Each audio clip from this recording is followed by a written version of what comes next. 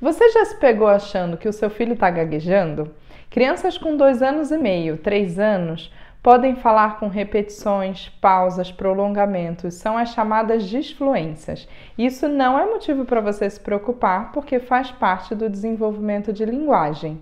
Nessa idade, a criança começa a apresentar essa disfluência porque está tentando organizar a própria fala, fazendo construções mais elaboradas. São muitas as aquisições em termos de linguagem e isso pode se refletir na fala da criança, em formas de hesitações, repetições de sílabas, de palavras. Enfim, existe uma quebra nessa fluência da fala.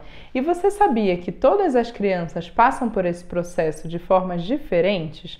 O importante aqui é saber que é natural que o seu filho não está com nenhum problema de fala e nem de linguagem.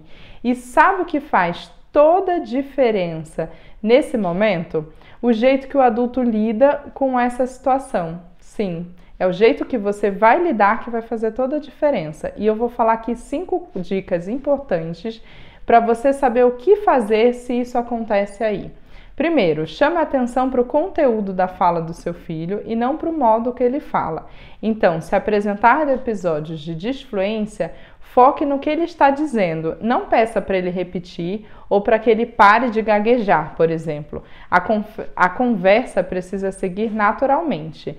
E 2, a criança precisa entender que ela está sendo ouvida e que a fala dela tem valor. Se a gente pede para ela corrigir a fala, alterar, a gente passa uma ideia de que a fala dela não está boa.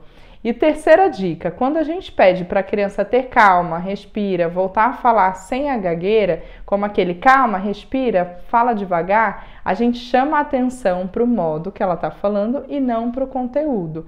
Então ela vai achar que o modo que ela fala nunca é bom o suficiente e vai sempre associar que ela precisa falar de um outro jeito sem gaguejar.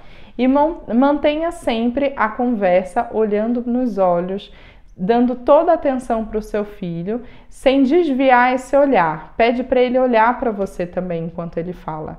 E deixa a criança falar tudo o que precisa.